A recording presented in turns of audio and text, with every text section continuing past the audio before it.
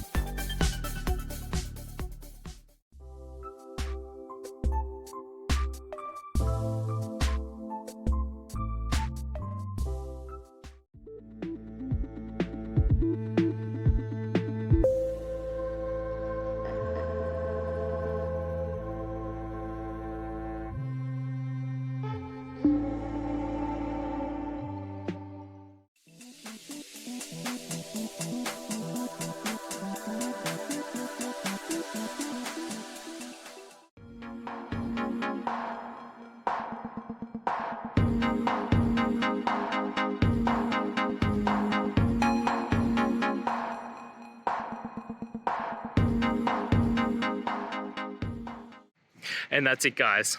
I hope the video has helped find you to that resolution and you're able to get through your problem. If it did, guys, please hit subscribe. I really appreciate it. It does help me out. And until next time, have a good one.